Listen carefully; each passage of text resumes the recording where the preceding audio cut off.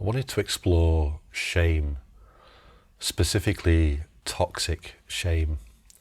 Now, you might be thinking, what's the difference between shame and toxic shame?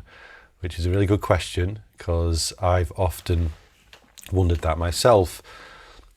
But they show up in very different ways. Shame's pretty natural, it's kind of a natural response to life often. It's not particularly pleasant, but it can be really useful, to feel shame for maybe the harmful actions that we've done. So let's say I hurt a family member or my partner. I say something really mean, then a natural sense of shame often arises. I'm not really too concerned with that. I really wanted to explore toxic shame, and this is more kind of received messages in early childhood that really shape our sense of worth in the world as we grow, as we develop. And it's not really based on any truth, but we're made to feel, often just for being alive, really, or just for being ourselves, that we are worthless, that we are inconvenient, that we're a pain, or have very little value. And when we receive messages like that, when we're very young and we're growing, we're developing our sense of personality, self, we're learning how to be in the world.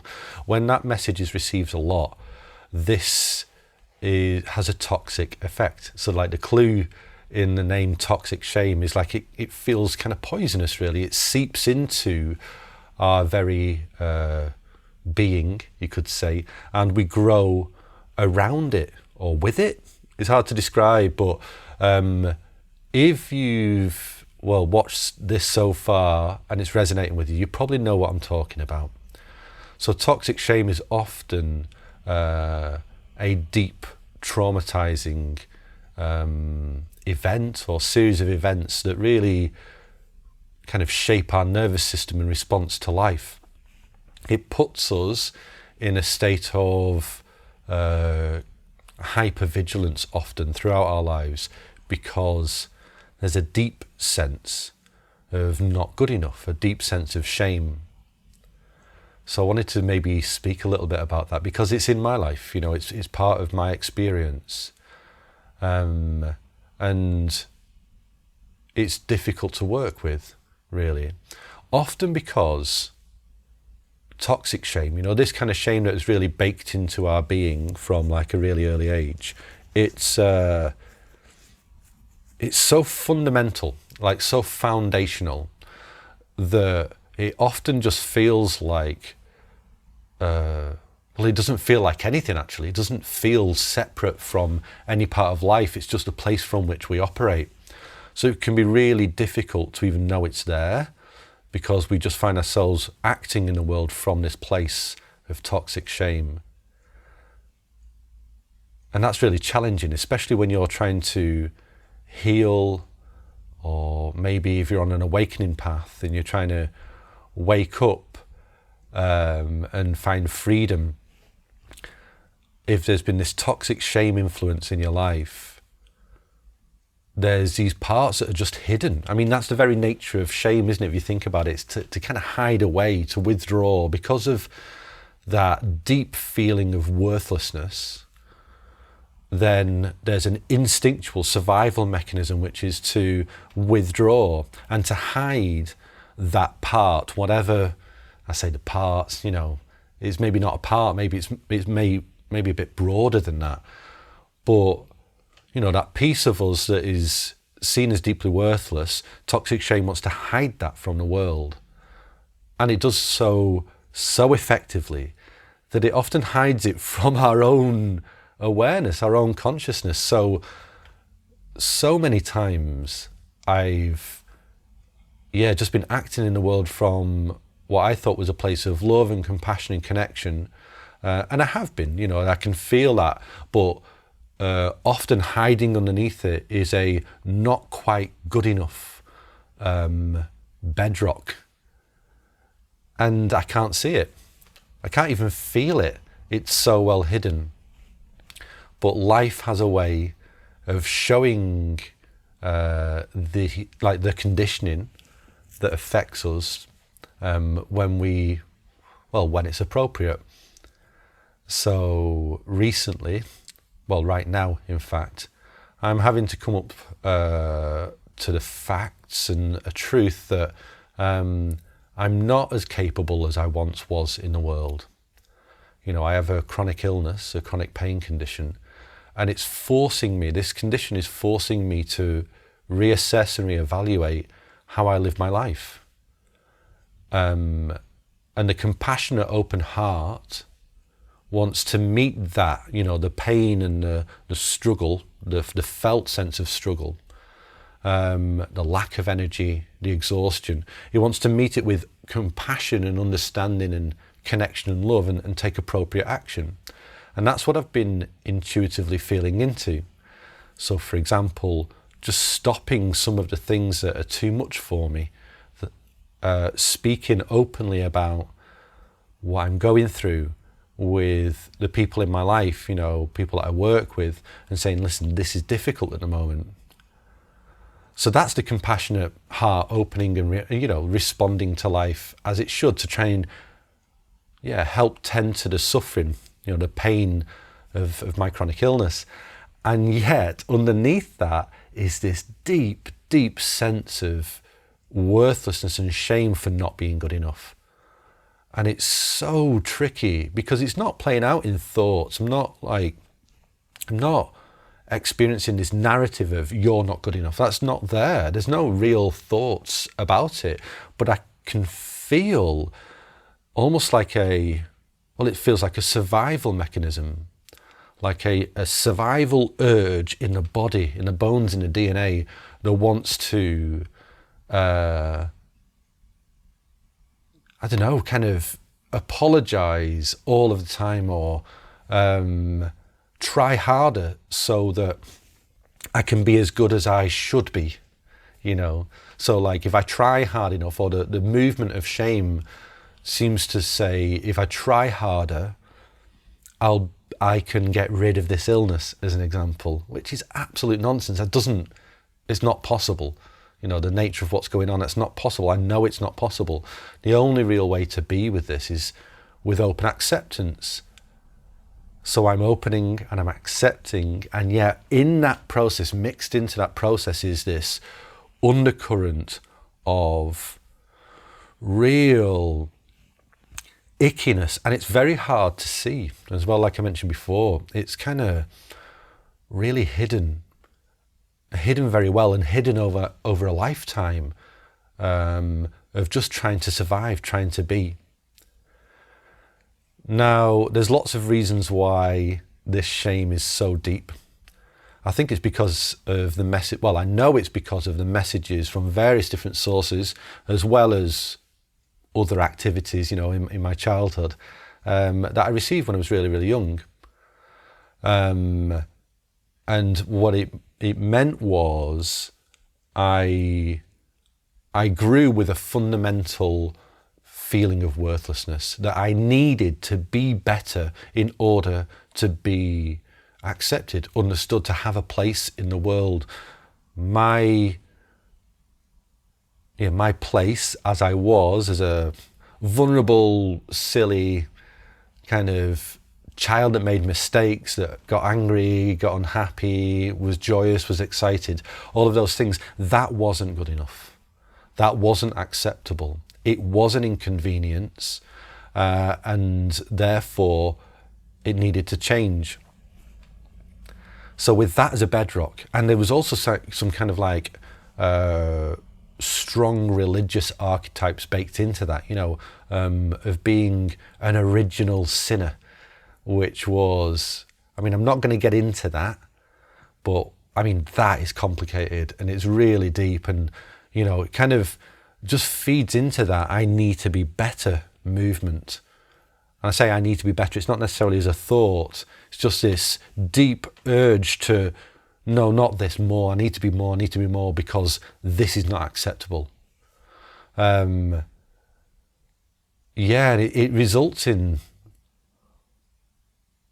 Well, it results in a lot of pain and a lot of suffering and some really shadowy stuff that is very challenging to work with. And especially when, let's say, I come into contact with a real illness or a health condition where the heart's natural movement of freedom, of connection, is to meet it with love and acceptance. Even that there's an echo underneath it of, you don't deserve to have acceptance. Actually, you don't need to be accepted, you need to be better. And it's so tricky. It's so tricky. There's a brilliant, a really good video by the nervous system practitioner called Irene Lyon. If you don't know her, you should definitely check her out. I'll link the video in the description. She talks about disgust being a pathway or a gateway to healing from shame.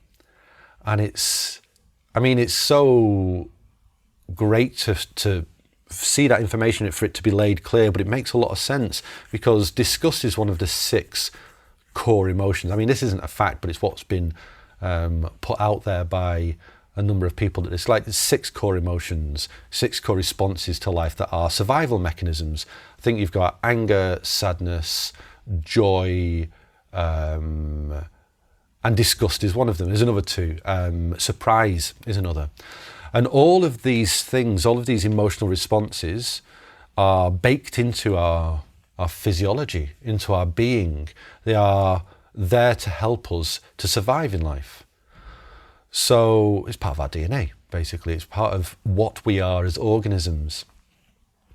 So disgust, the role that disgust plays, is to keep us away from diseases and infection and rotting food and just kind of like dying of being like eating some infected grub somewhere. So you can imagine, like, you find a dead animal and it's got some kind of gangrene, and you're hungry, so you pick it up, and then upon smelling it, there's the disgust response, the natural disgust response, which is like, I'm going to pull some faces now. So it's like, oh, like, oof, that instant disgusting, and then the body just instinctively knows, throw it away, get rid of it.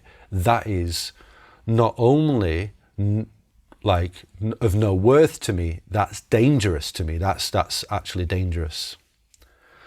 Now, shame, it feels like toxic shame, feels to kind of build upon that kind of disgust response.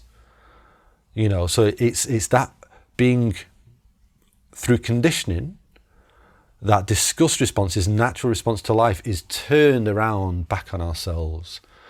So imagine that level of disgust, that kind of really deep survival mechanism of disgust being turned back on our very natural way of being in the world.